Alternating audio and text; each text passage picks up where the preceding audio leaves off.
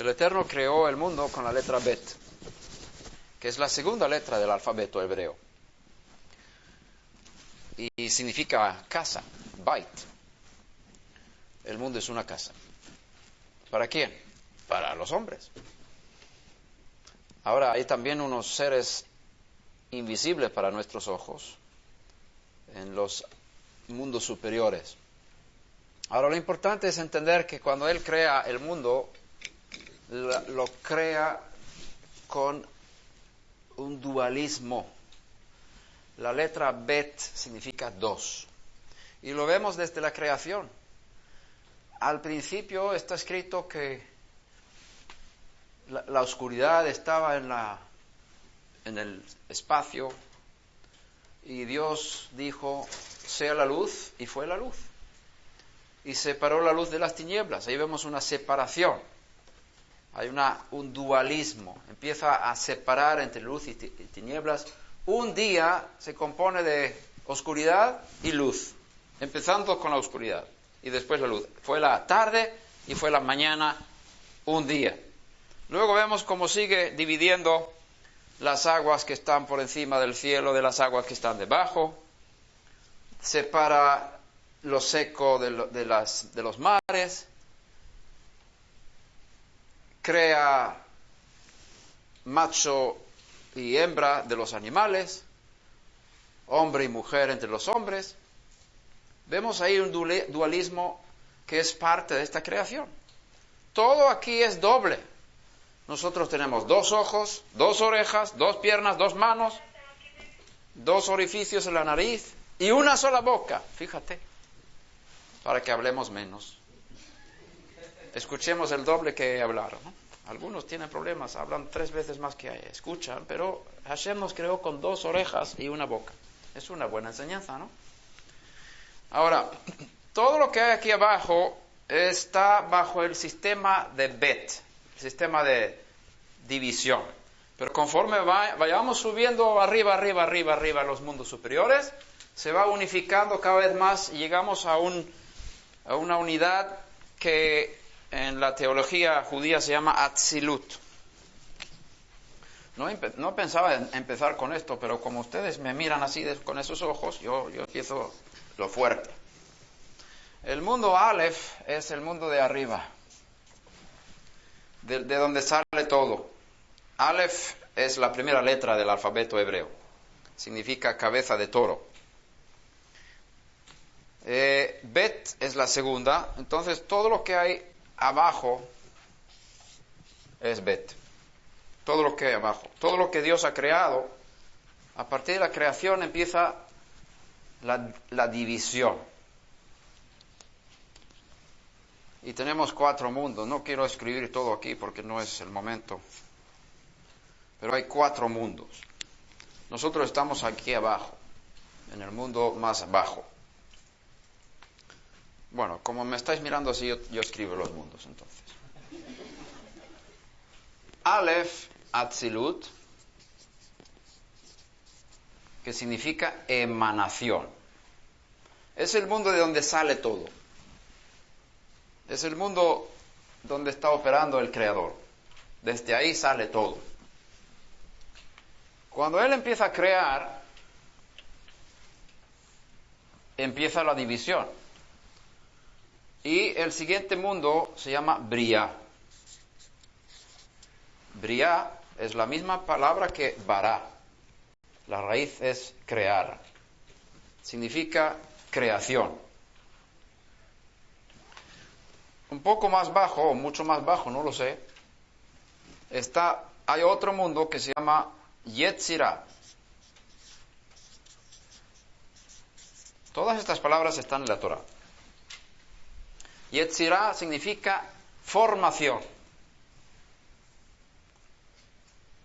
Y más abajo tenemos el mundo de la Asia, que significa acción. Nosotros estamos en este mundo de la Asia. El hombre fue creado en este mundo. Por encima de nosotros hay otros mundos, muchos mundos. Estos son 4 mundos mencionados en la teología judía, pero no sabemos si el Eterno creó millones y millones de mundos diferentes, otras dimensiones, otros seres, no sabemos. Sabemos lo que Él ha revelado a nosotros. Y si Él no revela las cosas, no podemos entender nada. Ahora, el Creador no es parte de la creación, y eso es algo muy importante. El Creador no es parte de la creación. Y aquí tenemos un problema, porque el Creador, si podemos llamarlo Dios de alguna forma, el infinito, podríamos describirlo como luz. La Biblia lo describe como luz. Él es luz y no hay ninguna tiniebla en Él. Al principio todo llenaba, Él llenaba todo lo llenaba todo. Entonces no había lugar para otra cosa. Lo que pasa es que cuando hablamos de llenar, estamos pensando en espacio.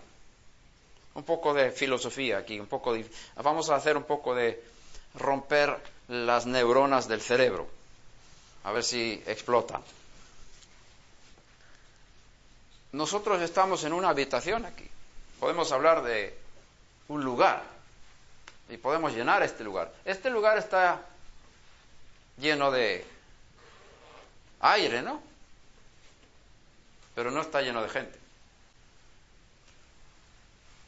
Entonces si decimos que el Creador estaba llenando todo, ya estamos hablando del lugar. Y cuando hablamos del lugar, estamos hablando de algo creado. Porque el espacio, el lugar, fue creado por Dios. Por eso está escrito, en el principio creó Dios los cielos y la tierra. O sea, el espacio. Y también está escrito Bereshit, en el principio. ¿En el principio de qué? En el principio del tiempo. Es decir, que el tiempo y el espacio han sido creados por el Creador. Entonces, si queremos definir al Creador de alguna forma, tenemos que salir de nuestra percepción o concepción de lo que es el mundo en que vivimos. Nosotros estamos sujetos al tiempo y al espacio. Por eso, cuando pensamos en Dios, pensamos que Él está también como nosotros en este mundo, que hay un pasado y un futuro para Él, o que Él está en un lugar o en otro lugar. Eso no es así.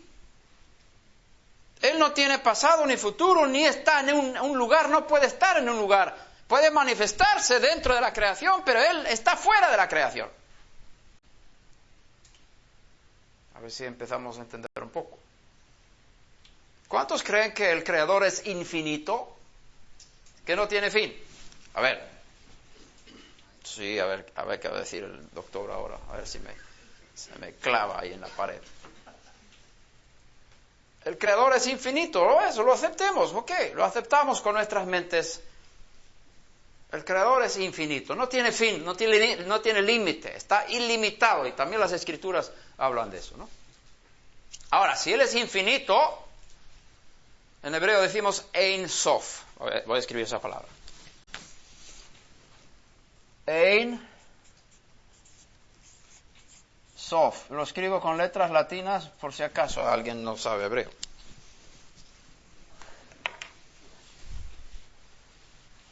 Ein Sof significa sin límite. Ein, no hay.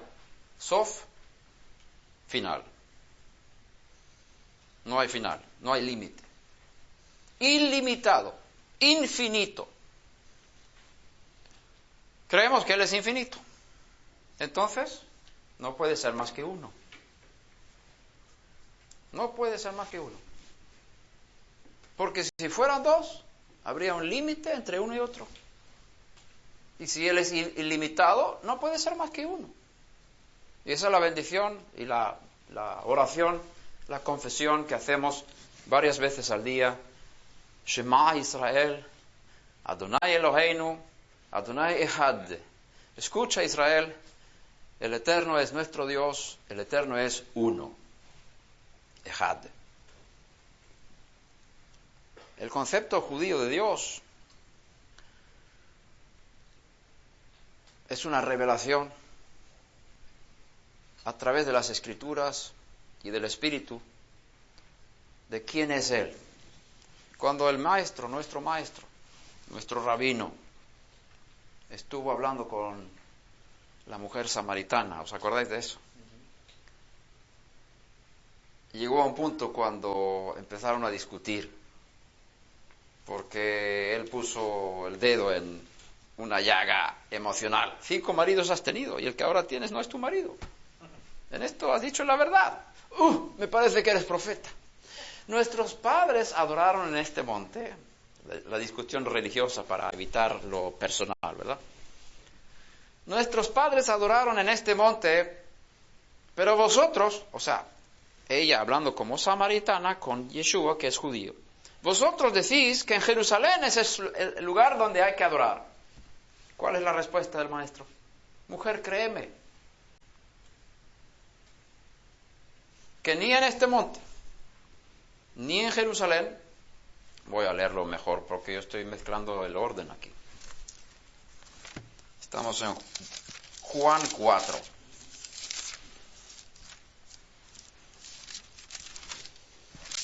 ¿Qué dice ahí? Versículo 21. Mujer, créeme, la hora viene cuando ni en este monte ni en Jerusalén adoraréis al Padre. Vosotros adoráis lo que no conocéis, nosotros adoramos lo que conocemos, porque la salvación viene de los judíos. ¿Qué está diciendo aquí?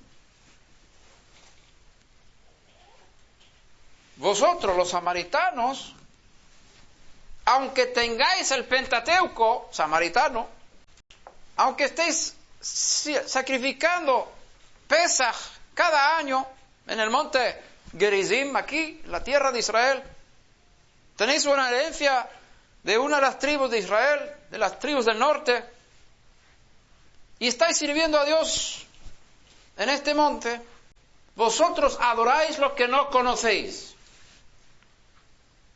No conocéis a Dios. Nosotros los judíos adoramos lo que conocemos, porque la salvación viene de los judíos.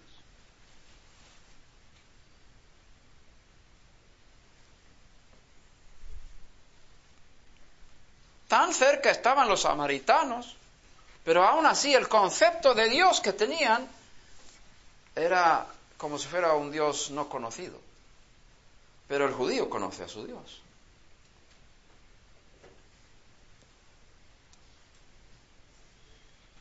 El judío tiene un olfato. Él tiene un olfato muy sensible cuando hay algún tipo de idolatría. Porque en la Torá y en la constitución del pueblo de Israel hay un filtro muy fuerte contra la idolatría. Y cuando huele idolatría, se aparta y rechaza automáticamente todo lo que huela a idolatría, a adorar a las cosas creadas en lugar del Creador.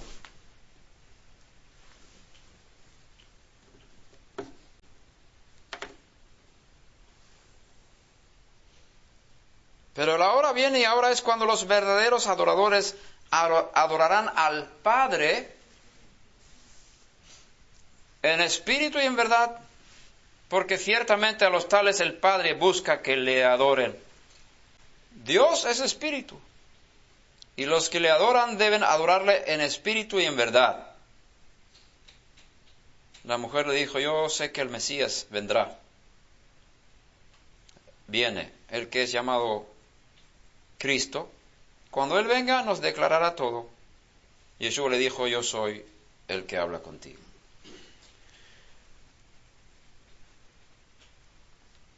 El Ein Sof,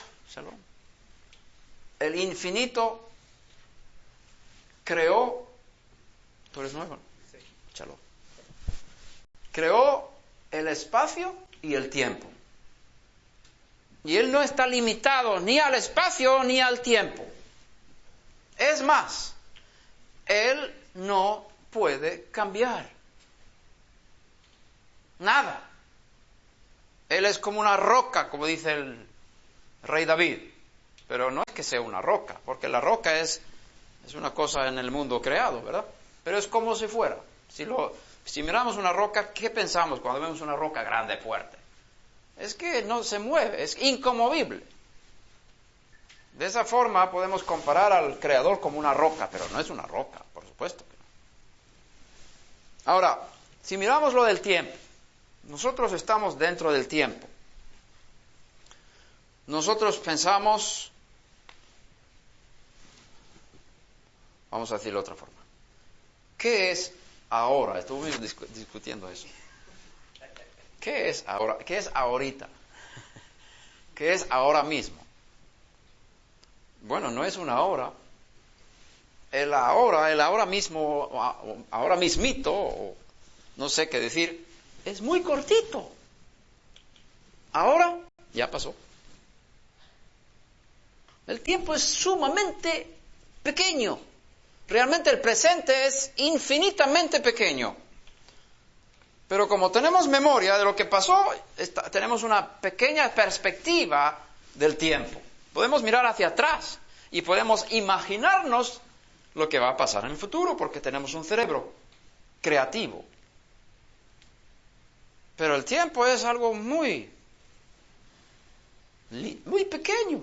¿Qué es el tiempo? Einstein nos enseñó que el tiempo es relativo.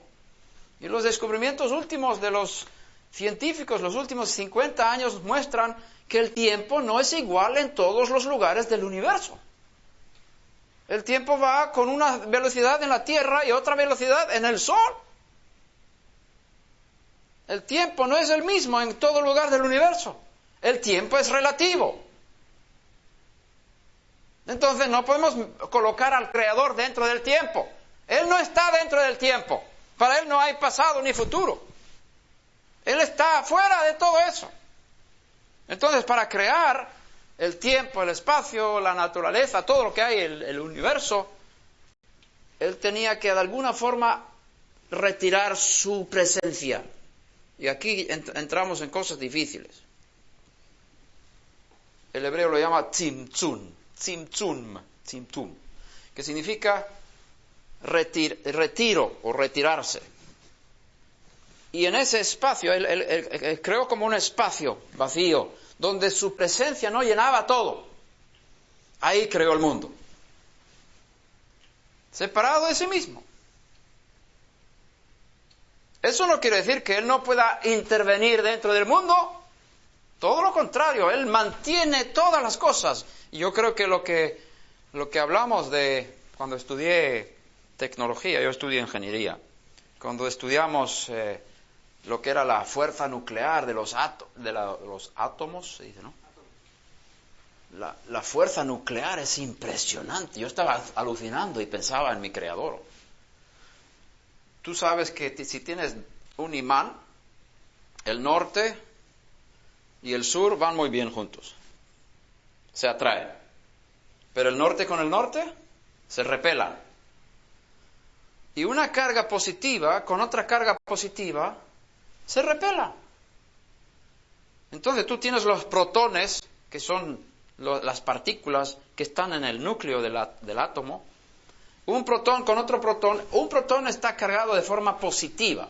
Los electrones son negativos, que están dando vueltas como los planetas alrededor del Sol. Y ahí se forma el átomo, que es una bolita. Ahora, en el núcleo están los protones, y cada protón está cargado con una carga positiva.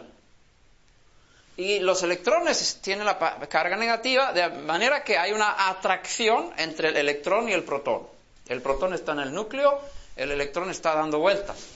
Y la razón por la que el electrón no se va para allá, porque está atraído por el protón, y la fuerza que atrae el electrón le obliga a dar una vuelta y vuelta y vuelta, y ahí se crea una cáscara, como al mirarlo desde fuera, se parece como si fuera una pelota, que la velocidad de los electrones es tan grande que está creando como si fuera una cáscara alrededor del protón. Pero hay una distancia entre el protón y el electrón, y es una distancia bien importante en relación con los tamaños Así que la materia realmente no es muy grande. Shalom, bienvenidos. La materia no es muy... Si pudiéramos juntar todos los electrones y los protones en un montón, el espacio, lo que nosotros conocemos como cuerpo, las cosas, se reducirían sumamente. Sería casi nada. De ahí están los agujeros negros que hablan, ¿no?, que hay en el espacio. Seguramente los jóvenes saben mucho más de esto que yo. Ahora, cuando estudias el núcleo del átomo y te das cuenta que los protones que tienen carga positiva deberían repelarse. No podrían estar juntos. ¿Qué es lo que hace que estén juntos en un núcleo? Vamos a decir, un átomo de 16 protones y 16 electrones. 16 protones juntos. ¿Qué es lo que hace que estén juntos? Eso se llama fuerza nuclear, que es la fuerza del núcleo del átomo, que hace que los protones se mantengan unidos, aunque tengan carga positiva todos. Esa es la fuerza que se libera al hacer una bomba atómica. Se divide el núcleo y se saca la fuerza que hace que los protones puedan mantenerse unidos. Y yo pregunté al profesor, ¿y qué es lo que mantiene a los protones unidos? No lo sabemos. Yo sabía. Mi Padre Celestial, con su Torah, con su palabra, mantiene la creación unida. Él está fuera de la creación, pero está interviniendo, manteniendo, sosteniendo y dirigiendo la creación y la historia humana. Él creó el espacio y creó el tiempo. Para él no existe el pasado. Su nombre en hebreo, que no pronunciamos, no está permitido, se escribe con 4 letras. Es el nombre más importante. Él tiene muchos nombres. Cada nombre revela algo de su función con la creación, en relación con la creación. Por ejemplo, el maestro dice, el Padre busca adoradores. Padre es un nombre. Realmente no es un nombre, es un título. Igual que abogado es un título. Yo soy padre, pero no he sido padre toda la vida. Yo me volví padre a los 26 años. Antes no era padre. Entonces, para ser padre, tienes que tener hijos, ¿no? O por lo menos uno, o una. ¿Qué es lo que hace que él sea padre? Porque tiene hijos. Así que cuando no tenía hijos, ya no era padre. Antes de tener hijos, Dios no era padre. Porque ser padre implica tener hijos, ¿sí o no? ¿Estás de acuerdo conmigo?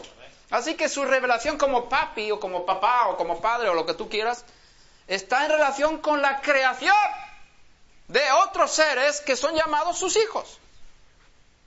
Los ángeles son llamados sus hijos.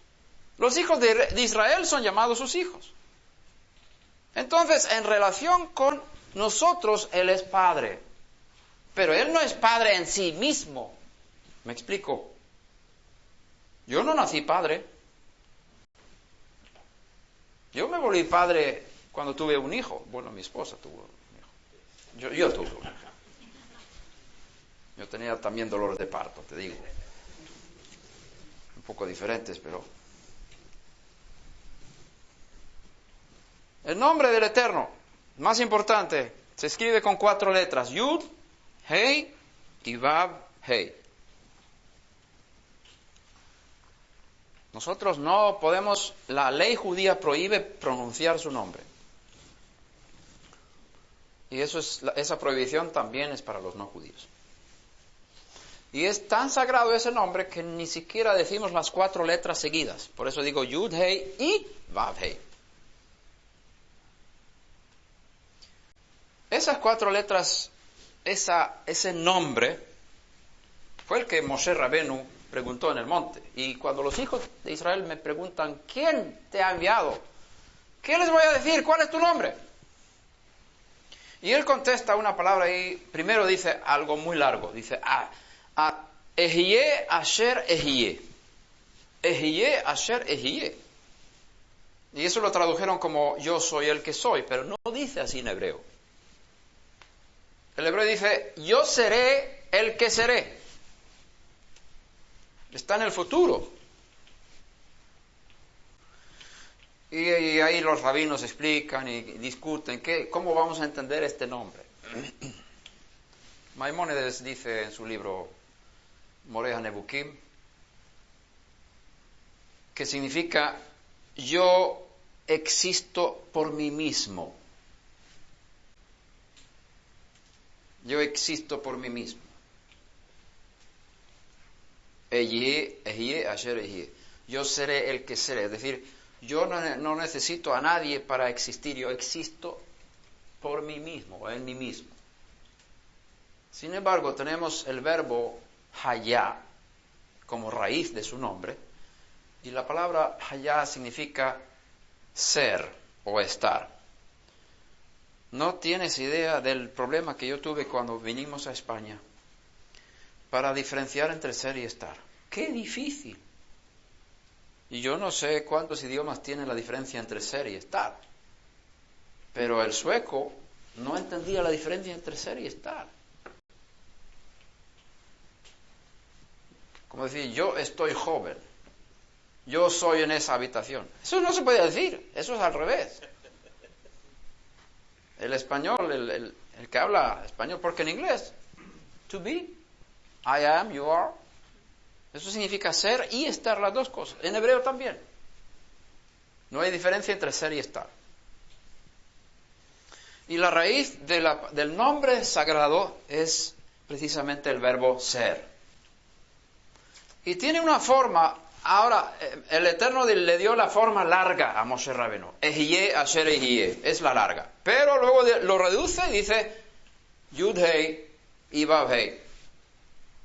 Me ha enviado. Eso tienes que decir a los hijos de Israel. El Dios de Abraham, el Dios de Yitzhak, el Dios de Jacob, el Dios de vuestros padres me ha enviado. Ese es mi nombre para siempre. Bueno, ahí dio muchos nombres, ¿no? Creo que son 7 en total.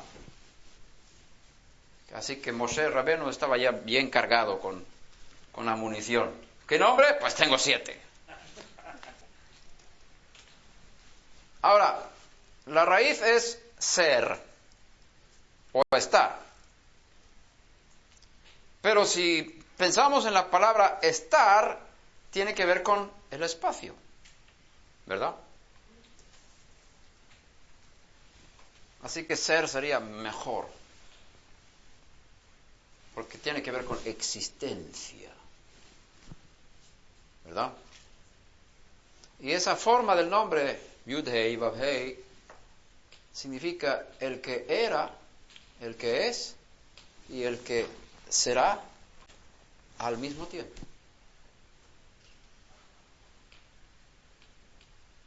Por eso lo traducimos como el Eterno, que es es un intento de pasar al español la magnitud del significado de su nombre. El Eterno. Cuando tú lees hebreo, por ejemplo, la palabra Vayikra, ¿os suena esa palabra? ¿Qué significa Vayikra? ¿Alguien sabe? Los 5 libros de Moshe, Bereshit, Shemot, Vayikra, Bamidbar, Dvarim. Vayikra es el 3er libro de Moshe. Y así empieza el libro. Vayikra. La palabra Vayikra está compuesta por 2 palabras. Va, Yikra. Yikra significa llamará. Y va significa y. Entonces, literalmente sería Vayikra y llamará. Pero eso no es el significado. Y eso es cuando empecé a estudiar el hebreo bíblico, aluciné. ¡Qué tremendo! ¡Fantástico! Todo está en el hebreo. Toda la revelación de los secretos más profundos del Creador y su creación están en el hebreo. Y le pregunté a mi profesor, ¿por qué está en el futuro? Bueno, dice, en los textos sagrados hay una forma que se llama vav inversa. Vav es la palabra i en español. Vav, ¿sabéis el que? Vav es en hebreo un clavo. ¿Conocéis eso? ¿Cuántos saben algo de hebreo? Bueno, amén, aleluya. Pues ya sabes 2 palabras en hebreo. La vav es así. Un clavo. Cuando se habla de las estacas del tabernáculo, dice vav. Usa la palabra vav ahí, en la Torah. Los clavos que usaban para fijar las cuerdas en la tierra del tabernáculo. La vav es una letra que une, por eso se significa i en hebreo, en español. Entonces, la primera palabra del tercer libro de Moisés dice va yikra, y llamará. Pero mi profesor explicaba, cuando hay una vav delante de una palabra, de un verbo, el verbo se transforma del futuro al pasado, si está en el futuro. Si está en la forma futura, como en este caso, yikra, llamará, se vuelve pasado, se vuelve y llamó. Y así se tradujo. Mira, Levítico capítulo 1, versículo 1 dice, y llamó el Eterno a Moisés.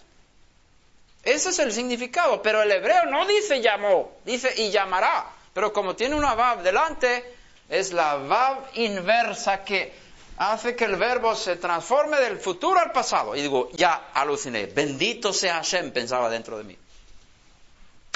Para Dios no hay tiempo. Lo que está en el futuro ya fue en el pasado. Y lo que estaba en el pasado también está en el futuro. Para él da lo mismo, porque él está fuera del tiempo. Te digo más. Él es el autor de la película. La película es la historia humana. Desde la creación, el primer día de la creación, hasta que pasen los cielos y la tierra, hay un tiempo. ¿Sabes cuánto tiempo es? 7,000 años.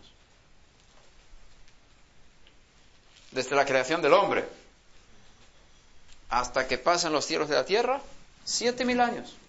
Dios ha definido una semana. Cada día 1,000 años. 6 días de trabajo y un día de descanso. 6,000 años de pruebas y problemas y muerte y luchas y guerras y 1,000 años de paz con el reino mesiánico que va a venir pronto. Estamos pronto a llegar al año 6,000. Y cuando llegue el año 6001, el Mesías estará aquí gobernando desde Jerusalén sobre toda la tierra. 1,000 años de paz. Cuando Él creó, y digo, no, antes de crear el mundo, ya escribió la película. El Creador decidió toditas las cosas. ¿Aquí se dice toditas? Sí. Toditas. Todas las cosas están definidas. Él escribió de antemano todo lo que iba a pasar en la historia. Y tú dices, pero ¿dónde está nuestro libre albedrío? Está dentro de la historia, pero no desde la perspectiva divina. Él es el autor de la película. Él escribió el guión.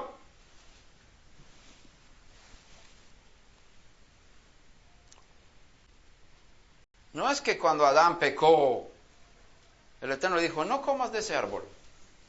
El día que cuando comas de ese árbol vas a morir. ¿Qué hace Adán? Con su esposa, comen. ¿Tú crees que era una manzana? No creo. No. Porque la manzana no da conocimiento del bien y del mal. Era otro árbol diferente.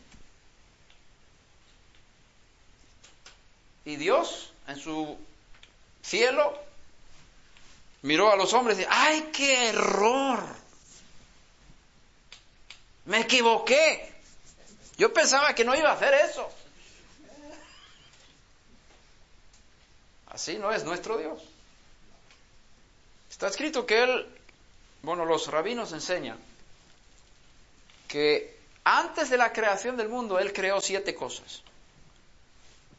Y una de las cosas fue el arrepentimiento, chuvá en hebreo, que significa realmente vuelta, volver al Creador, ¿no? El arrepentimiento fue creado antes de la fundación del mundo. Además está escrito en Revelación, Apocalipsis 13, versículo 8, que el Cordero fue inmolado antes de la fundación del mundo. ¿Dónde? Bueno, antes de la fundación del mundo no había lugar. No había tiempo. Dios creó el tiempo y el lugar. Entonces, ¿dónde fue sacrificado el Cordero? ¿Y cuándo? Cuando hablamos de antes, mira la letra Bet. Esta es la letra Bet. Y se escribe desde la derecha a la izquierda. Así empieza la Torá, con la letra Bet. Tú puedes salir a la izquierda, ¿verdad?, de esta casa. Pero a la derecha hay una pared aquí. No puedes llegar para atrás. No vamos a entender lo que hubo antes de la Bet, antes de la creación. Es muy difícil, porque nosotros estamos dentro del tiempo y tenemos que relacionarnos con todas las cosas según el tiempo. Como lo dicen los niños, antes de la creación, ¿qué había? Bueno, estaba Dios. Y antes de Dios, no se puede ya.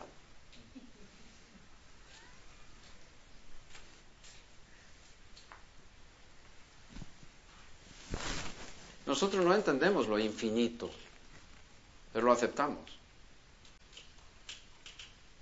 Cuando yo era niño yo pensaba, me enseñaban que el universo es infinito, aunque ahora sabemos que no es así.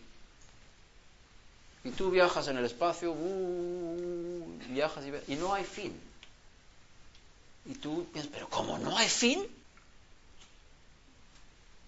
Pero supongamos que hay un fin, ¿y qué habrá detrás de ese fin?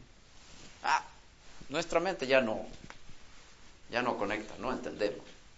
Las cosas eternas no las entendemos, por eso intentamos de ir para atrás a ver lo que había antes del tiempo y lo infinito aquí y ya estamos fuera de foco. El Cordero fue sacrificado antes de la fundación del mundo. ¿Dónde? En el corazón de Dios. ¿Pero Dios tiene corazón? Bueno, es como hablar, porque Él no necesita corazón, no tiene sangre. Pero para decir de alguna forma, dentro de Él, en su propósito, en su voluntad, en su decisión, ya hubo un sacrificio. De manera que las personas que vivían dentro de la película pudieran recibir el perdón de sus pecados. Ahora, ese Cordero llegó 4.000 años más tarde. Se materializó en el mundo físico. Como dice el texto de la salida de Egipto. Cada padre de familia tiene que coger un cordero el día 10 del primer mes. Y el día 14 del primer mes tiene que sacrificarlo. Y tenés que poner la sangre sobre los postes y el dintel de las puertas y comer el cordero asado sobre fuego durante la noche. Y tenéis que comerlo de pie, con las sandalias en vuestros pies, ceñidos vuestros lomos, o sea, ¿cómo se llama esto? Un cinturón, para que podáis salir rápido. 4 días. Entre que el cordero fue, o cada cordero fue designado para morir, hasta que murió. El día 10, este va a morir. El 14, lo matamos. 4 días, 4,000 años. Todo está escrito en la Torah. Cuando llegó el cumplimiento del tiempo, así está escrito. Dios envió a su Hijo, nacido de mujer.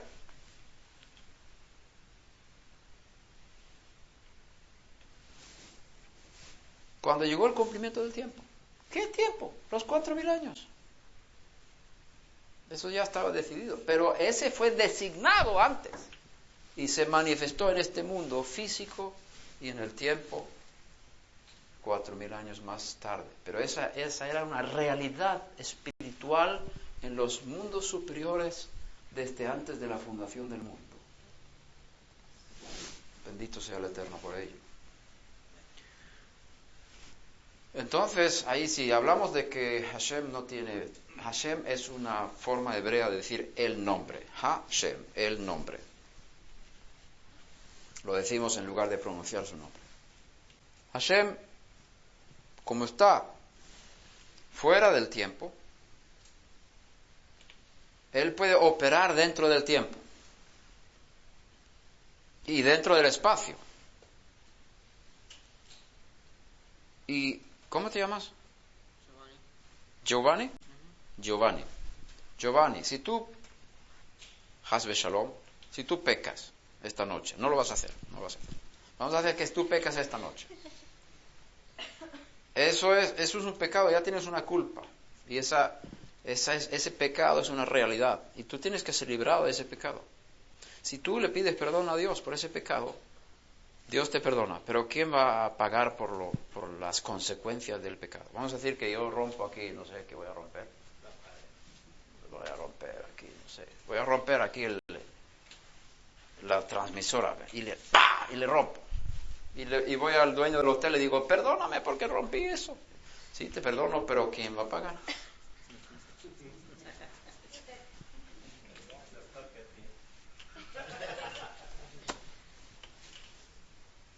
Entonces, el pecado tiene una consecuencia. Si te perdono está muy bien, pero ¿quién va a pagar? La paga del pecado es la muerte, está escrito. Entonces tú tienes que morir, pero si te perdono, no tienes que morir, pero ¿quién va a morir entonces? Ahí está el Cordero. Murió en lugar de, a favor de. El pecado de todos nosotros fue cargado en Él, está escrito. ¿Cómo es posible que el pecado de Giovanni, que vive ahora casi 2,000 años después de que él fue colgado en el madero, su pecado y mi pecado de hoy, ¿cómo es posible que él pueda morir hace 2,000 años por nosotros? ¿Sabe por qué? Porque el Eterno está fuera del tiempo. Y él puede coger su pecado y mi pecado y el tuyo y colocarlo dentro del cuerpo de Yeshua. Él puede mover en el espacio como le dé la gana. El espacio desde Baltimore hasta Jerusalén. Y del año 1900 no sé qué. No, perdón, estamos en 2000. 2018. Trasladarlo en el tiempo. Al año 31 de la era común. Colocar ese pecado ahí. Y castigar a ese hombre. Y matarlo a él para no tener que matarme a mí. Bendito sea el Eterno por ello, ¿verdad?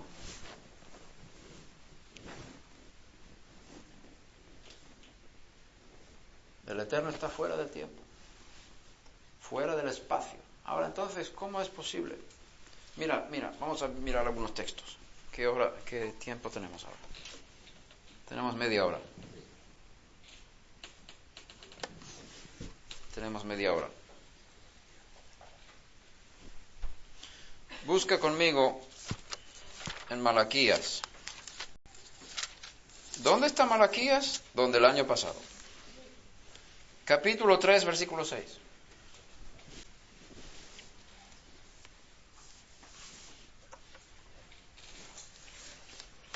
¿Has leído el libro de Malaquías? Muy bien. Imagínate el día de la resurrección y llega Malaquías y te saluda. Buenos días, soy Malaquías. ¿Leíste mi libro? ¿Qué le vas a decir?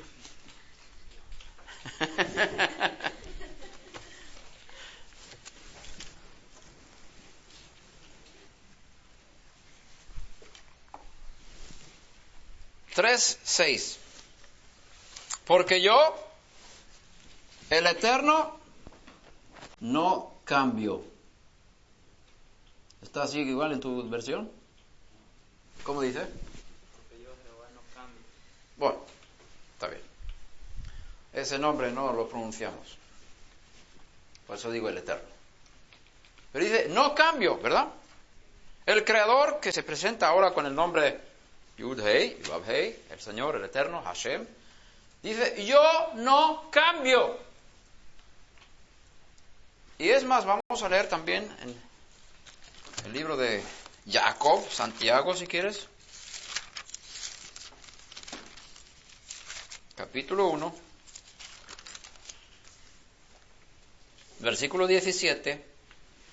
Dice, toda buena dádiva y todo don perfecto viene de lo alto, desciende del Padre de las luces. Ahí vemos el inicio del concepto Padre. Padre de las luces, es decir, el originador de las luces. Aquí se refiere a los ángeles y posiblemente a los astros también. Padre de las luces, con el cual no hay cambio ni sombra de variación. No hay cambio ni sombra de variación. Él no puede cambiar absolutamente nada. ¿Qué es cambio?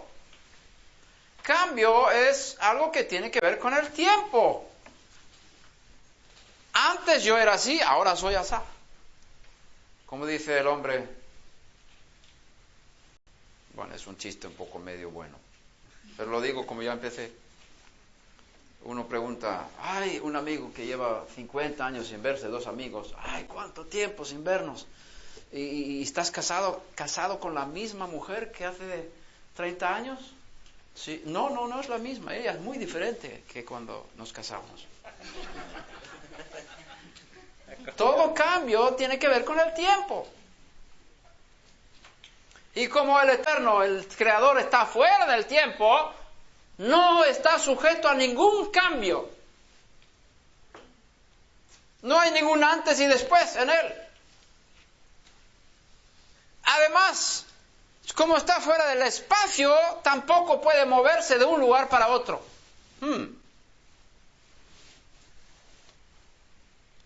Para Él no hay lugar. Qué difícil. Me estás rompiendo el cerebro. Sí, es el propósito de la enseñanza de esta noche. Que tengamos un sentimiento de, wow, qué Dios grande tenemos. Bueno, decimos grande y ya estamos hablando de espacio, ¿no? De alguna manera tenemos que hablar de esas cosas. Grande es el Eterno y sumamente alabado, pero grande tiene que ver con nuestro mundo. Es decir, cuando hablamos de grande, estamos relacionando a nuestro Creador con nuestra creación, donde hablamos de cosas grandes o pequeñas, porque grande tiene que ver con tamaño. Pero en su manifestación en este mundo sí es grande. Como dice Isaías 40, Él extiende sus dedos y mide las distancias de las estrellas, pero es que no tiene dedos. Es una forma de hablar nada más, para hacernos entender.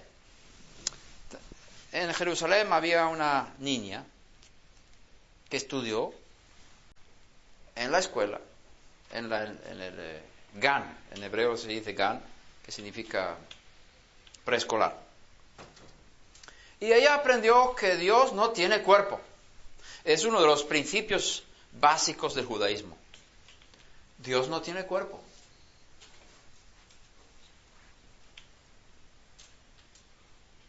Y ella llegó a casa y dice a su hermanito, que tenía 3 años. Dios no tiene cuerpo, solo tiene cabeza y pies.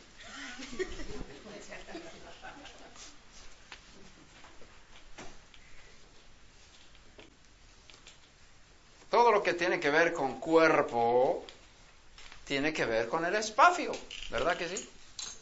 Volumen. Y como Él creó el volumen, creó el espacio, no tiene cuerpo. Nuestro Creador no tiene ojos, no tiene boca, no tiene brazo, no tiene pies, no tiene corazón.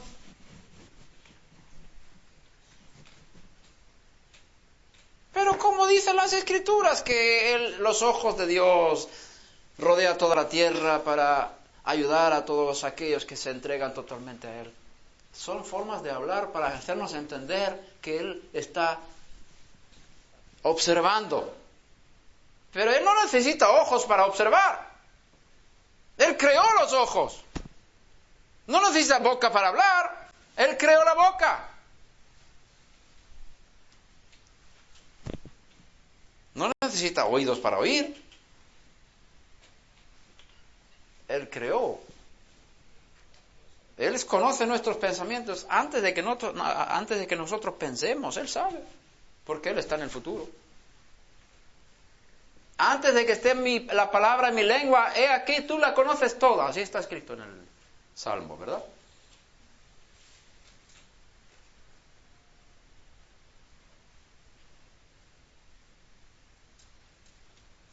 Qué grande es nuestro Dios. Nosotros adoramos lo que sabemos, del infinito, pero no sabemos mucho de Él. Sabemos solamente lo que Él ha querido revelar de sí mismo. Y si Él dice que no cambia, es que no cambia.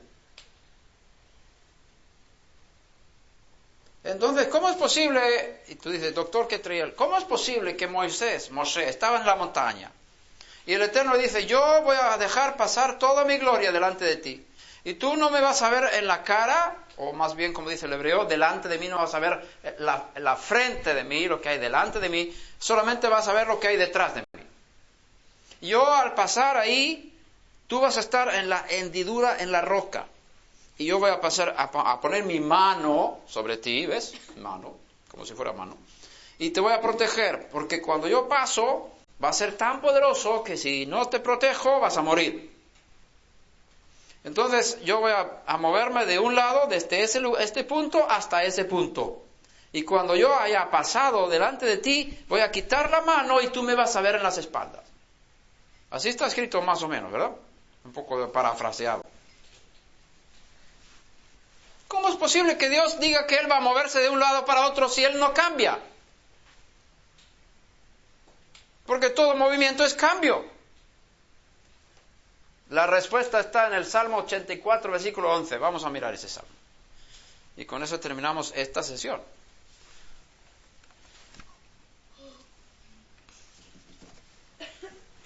Salmo 84, versículo 11. Dice, porque sol y escudo es el eterno Dios. Sol y escudo. El sol es muy poderoso, ¿verdad? ¿Tú has mirado al sol? ¿Cuánto tiempo? Muy poco, ¿verdad? Porque si no, los ojos, ¡ay! Duele mucho. Ni siquiera los ojos pueden mirar el sol. Tan fuerte. Hay tanta luz y el sol está muy lejos. ¿Sabes que la velocidad de la luz es de 300.000 kilómetros por segundo? Aquí no hablan de kilómetros, ¿verdad? Bueno. Busca ahí 300.000 kilómetros. O busca la velocidad de la luz en inglés. ¿Tienes tan amable? The velocity of the light. En millas.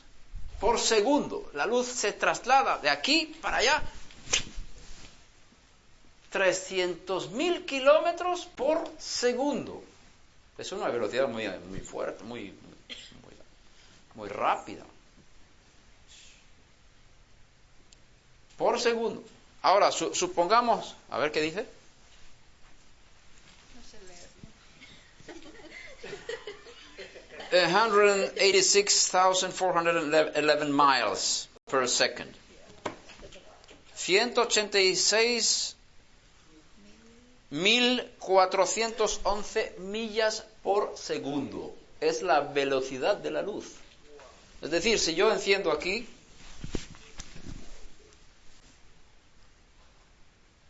¿ya se encendió, no?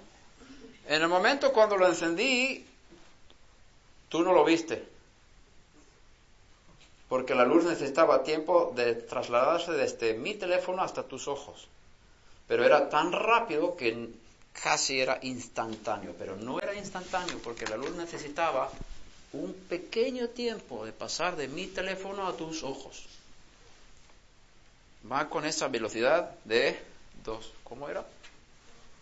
Eso lo tienes que saber de memoria, hombre. Mucho más fácil en 300.000 kilómetros por segundo. Mucho más fácil que las millas. ¿Cómo es? 186.411 millas por segundo. Ahora, supongamos que el sol ahora mismo se apaga. El sol se apaga. ¡Pum! Ya no hay sol. ¿Cuánto tiempo necesitamos para darnos cuenta de que el sol se apagó? Porque la luz que va desde el sol hasta la Tierra necesita un tiempo para trasladarse hasta acá, con la velocidad de la luz. ¿Sabes cuánto tiempo tarda? 8 minutos. Puedes un poco imaginarte la distancia desde la Tierra hasta el sol. El sol es inmenso. Y yo no sé de tamaños. Quizás lo puedes buscar ahí en Google, el Rabí Google, te enseña todo. Si tú tienes el sol grande como una pelota de fútbol o de soccer, ¿qué tamaño tendría la Tierra? ¿Lo has mirado? No, esa es la tarea para la próxima visita que yo vengo. Pero si el sol es como una pelota, a lo mejor la Tierra es como una aguja de un alfiler, la cabeza, o más pequeña la Tierra. El sol es tremendo. Además tiene en la superficie 6.000 grados centígrados. Ahora vamos a ver, 6.000 grados centígrados. Bueno que tenemos aquí un secretario. 6.000 grados. Bueno, aquí tenemos en estos momentos como 23 grados aquí en la habitación. Centígrados. Yo lo siento mucho que estamos hablando de dos idiomas diferentes. Yo no manejo los Fahrenheit. ¿Cuántos Fahrenheit hay en la superficie del Sol? Muy bien, 10.800 Fahrenheit. Grados Fahrenheit. En la superficie del Sol, no lo cierres. 10.800 grados Fahrenheit en la superficie del Sol. Tú pones ahí una flor, se muere. Todo lo que se acerca, quemado. Y dentro del núcleo del Sol hay 15 millones de grados centígrados. 15 millones. Y dice la Torá, el texto que leímos, Sol y escudo es el eterno Dios. Él no es el sol. Una de las idolatrías más importantes de la historia es la adoración al sol. Porque pensaban que el sol era Dios. Adoraban las cosas creadas como si fueran el creador. Y esa es la raíz de la idolatría, según Romanos capítulo 1. Adorar lo creado como si fuera el creador.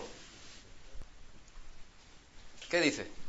27.000 grados Fahrenheit. Lo que hay dentro. No, 15 millones. Te faltan ceros.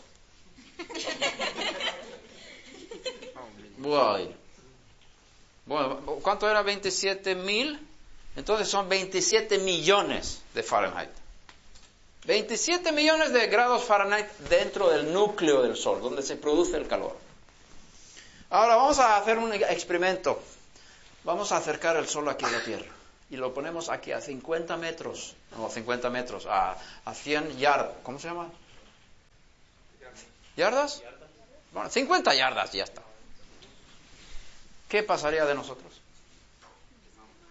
Toda la Tierra se quemaría. Ahora, quitemos el calor, porque es un poco fuerte, ¿no? Quitemos el calor del sol. ¿Y qué nos queda entonces? Luz, no frío.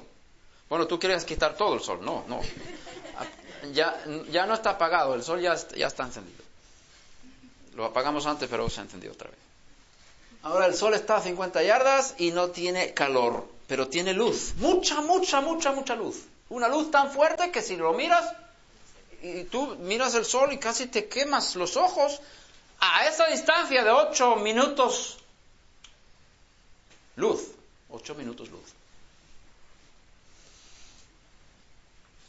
Nos quedaríamos ciegos totalmente si pudiéramos ver la luz del sol a esa distancia. Por eso está escrito sol y escudo. Es el eterno Dios. Entonces, Él se manifiesta como muy parecido al sol, pero al mismo tiempo pone un escudo, una protección, para que no nos quememos y no nos quedemos ciegos. Por eso dijo a Moshe Rabenu, nadie puede ver mi cara, o sea, mi máxima manifestación no la puedes ver. Nadie puede verme y vivir. El hombre que ve a Dios se muere. Por eso Él pone un escudo, una protección que está entre nosotros y Él. Y ese escudo, vamos a suponer ahora que es este techo, es el escudo. Y el sol está a 50 yardas. Se dice yardas aquí, ¿no? ¿Metros también? No. Ok, no importa. Y vamos a abrir una de esas tablas ahí, cuadrado. Lo quitamos. Y hay un agujero. ¿Qué veríamos? ¿Cómo? Sí, tenéis razón, pero dilo fuerte. Luz, como un pilar de luz vendría aquí. Y veríamos todo el polvo que está en el aire aquí. Hay mucho polvo, pero no lo vemos. Pero cuando venga la luz, ¿has visto a veces cuando el sol penetra por las ventanas? Y las mujeres, ¡uy, yo pensaba que había limpiado la casa!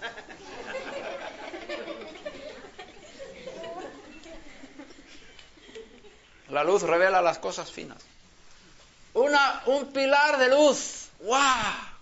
Y tú te pones aquí abajo y miras, ¡uy, qué fuerte!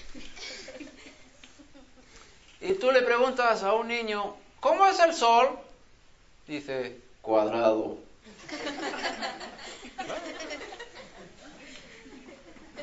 Y cuando sea mayor va por el mundo entero predicando, yo he visto al sol, es cuadrado. Y pone una doctrina. Y el que no crea que el Dios es cuadrado, expulsado de mi grupo. Hereje. Yo sé que el sol es cuadrado. Tiene razón, pero es que no ha visto a todo. Ha visto una pequeña limitación, pequeñísima limitación. Explica a ese niño, mira, el sol es tan inmenso que imagínate que tú empiezas a caminar por la superficie del sol y no podrías dar una sola vuelta alrededor del sol en toda tu vida. ¡Wow! El sol es tan grande. Y yo que pensaba que era cuadrado. Supongamos que hagamos una imagen de un hombre con cabeza, con brazos y piernas. Y tú lo miras. ¡Ah, el sol es un hombre!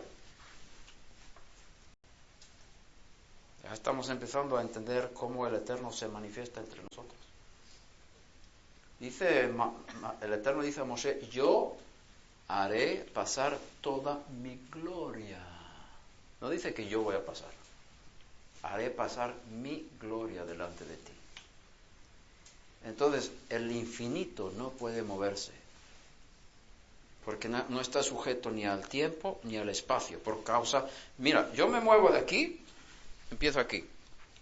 y me voy de aquí para allá. Esto tiene que ver con tiempo y espacio, ¿verdad? Dios no está dentro del tiempo y del espacio, pero se puede manifestar dentro del tiempo y del espacio. Pero Él no cambia en sí mismo, como lo hemos leído aquí. No cambia. Entonces podemos compararlo con el Sol. Abrimos aquí un espacio, un agujero, y supongamos que el techo fuera de goma. Ese agujero lo movemos de aquí para allá. Aquí. ¿Qué veríamos? Un pilar de luz empieza aquí y el pilar de luz se mueve de un lado para otro. Y pregunto, ¿el Sol se movió o no se movió?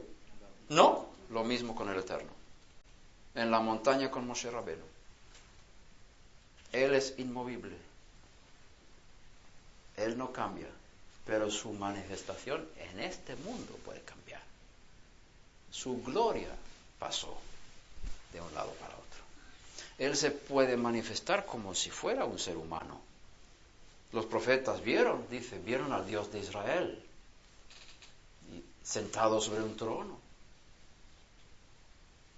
Pero también los profetas, era como si fuera lo que parecía su cabeza. No dijo que era su cabeza. Ellos sabían que el infinito no está limitado a un cuerpo, pero se puede manifestar como si fuera, para relacionarse con nosotros. Es más, ¿cuánto aguantamos? ¿Aguantamos un poco más?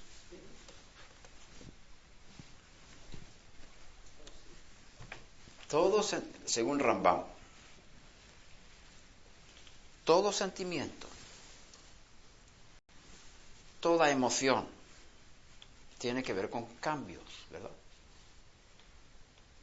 Yo ahora me siento feliz, después me siento triste, y después me enfado, y después tengo sentimientos de misericordia. Todo eso son cambios dentro de mí. Y si dice la Escritura que el Eterno no cambia, ¿cómo puede decir que Él ama al mundo? ¿Y cómo puede decir que se habla de la ira de Dios, verdad? La ira de Dios. Rambam lo explica de esta forma. No son emociones que Él tenga por dentro de Él, porque las emociones son cambios. Él no cambia. Son maneras como Él se manifiesta en este mundo.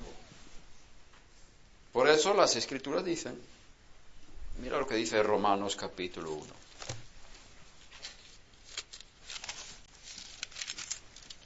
Cuando habla de la ira de Dios, tendré que revisar toda la Escritura, pero no lo he hecho precisamente en ese punto. Pero me gustaría saber si en algún lugar dice que Dios se enfadó o Dios se airó. No sé cómo decirlo en español. No creo que lo diga así. Las Escrituras no dicen que Dios se enfadó. Dice que su ira se encendió. Que no es lo mismo. No es que Él se haya enfadado. Él está ahora mostrando algo que se llama su ira. Es decir, es una acción. Según Rambam, todo lo que tiene que ver con emociones en relación con el Creador son acciones en relación con la creación. Cómo Él actúa, cómo Él hace. Y dice aquí, Romanos capítulo 1, versículo 18, porque la ira de Dios se revela, mira, se revela desde el cielo contra toda impiedad e injusticia de los hombres que con injusticia restringen la verdad. Entonces, cuando dice que Dios de tal manera amó Dios al mundo, que ha dado a su Hijo único para que todo aquel que en Él crea no se pierda, sino tenga vida eterna. El amor es una acción. No es un sentimiento en Dios como nosotros lo entendemos como sentimientos. Es una acción. Él ama y entrega y muestra su amor. Su ira se revela. Su misericordia se enciende. Despierta toda mi misericordia, dice en el profeta. No sé si podemos asumir, ¿cómo se llama? Absorber esta enseñanza correctamente. Para nosotros, leemos las Escrituras y las Escrituras hablan de Dios como si fuera un hombre muy grande. Sería como nosotros, porque Él se relaciona con nosotros, con nuestro lenguaje, para que podamos comprenderle en su manifestación aquí. Pero Él es mucho más grande que eso. Y tú puedes llamarle papi. Él es tu papi. También le puedes llamar tu Dios. Él es tremendo. Es grande. Hace milagros. Él te escucha cuando oras. Pero es que así lo dice la Biblia. Para que nosotros entendamos. Pero mira, Él escribió la película. Y Él, mira, yo estoy orando ahora. Padre Celestial, yo te pido que me hagas esto y esto y esto. ¿Él me escucha o no me escucha? Claro que sí. Pero lo que estoy haciendo, Él lo escribió hace 6,000 años, que yo iba a hacer esto. Todo está escrito de antemano. Pero yo aquí en este mundo, yo actúo como si tuviéramos libertad. Se puede comparar con un barco grande, una nave de esos cruceros que van por los mares. Dentro del crucero, ¿cuántas personas hay? No sé, 1,000, 2,000 personas. El crucero es tremendamente grande. El crucero va del puerto A al puerto B. Y tiene un trayecto definido. Pero los que están dentro del crucero pueden moverse libremente. Pueden ir a la piscina, pueden ir al restaurante, pueden ir a dormir en su cama. Toda libertad. Hay quizás un campo de fútbol, quién sabe. A jugar, a moverse de un lado para otro. Yo me muevo de aquí para allá. Soy libre, pero al final el crucero va a llegar al destino. Así es el mundo. Aquí abajo nosotros podemos hacer lo que nos dé la gana, entre comillas. Tienes libertad hasta para pecar. Pero al final todo lo que hagamos o lo que hacemos ya está escrito. Al final el mundo va a llegar al final como el autor de la película ha determinado. Ahora, en la película hay uno que es el malo de la película. Satanás. Y también hay un superhéroe. El autor, vamos a decir, un autor de la película que escribe el guión. Yo escribo el guión, invento una película. Y ahí voy a hacer que hay una lucha, una pelea entre un maligno y uno bueno. Y al final, y la gente va a estar así, ¡oh, qué película más interesante!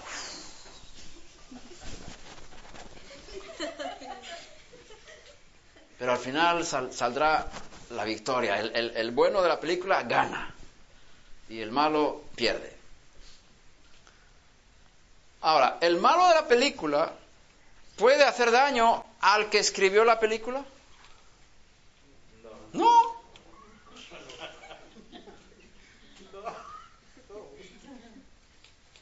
Satanás es un ser creado y hay un creador. Satanás no puede hacer pío contra el creador. Está en otro mundo. Está dentro de la película, pero el que está fuera de la película, tú me vas a atacar a mí. Yo te he creado, yo he escrito lo que tienes que hacer. Tú eres mi siervo. Ese es mi Dios. No tiene problemas con Satanás. Ahora, el creador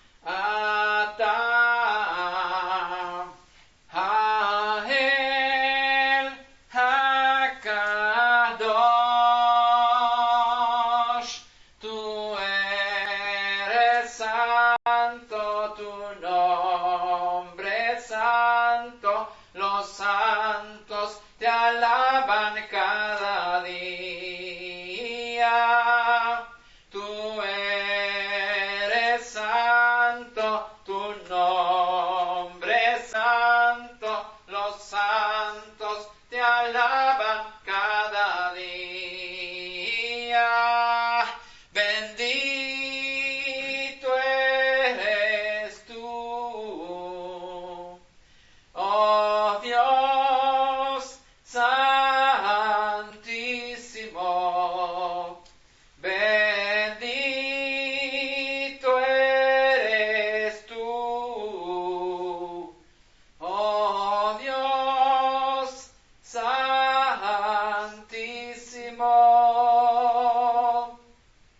Dai, dai, dai. Dai, dai, dai. Dai, dai, dai. Dai, dai, dai. Dai, dai, dai. Dai, dai, dai, dai. Dai, dai, dai, dai, dai, dai, dai.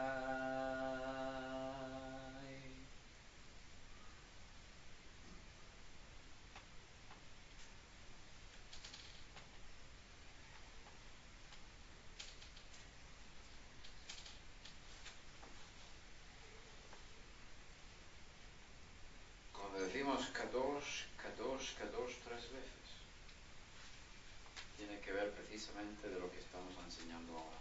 Kadosh en este mundo separado, kadosh significa separado, diferente. Kadosh en este mundo físico, kadosh en el mundo de los ángeles, separado, diferente, y kadosh más allá de todos los mundos. Kadosh 3 veces.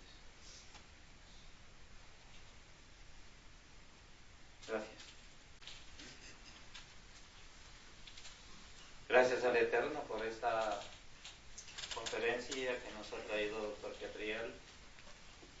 Cuando él dice alguno tiene preguntas, en lo personal me limitaría a reiterar las palabras de Job.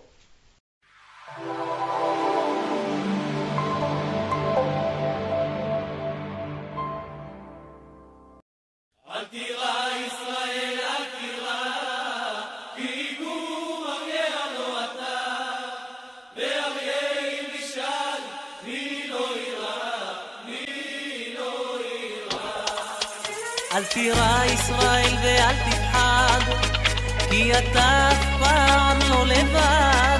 שוכן שמיים אל יחיד ומיוחד, שומר עלינו מכל רע לעד. שומר עלינו בלילה וביום, שומר עלינו בכל זמן ובכל מקום, ביבשה, באוויר וגם בים, הוא מגן עלינו מכולם. אל תירא ישראל, אל תירא, השם שומר עלינו.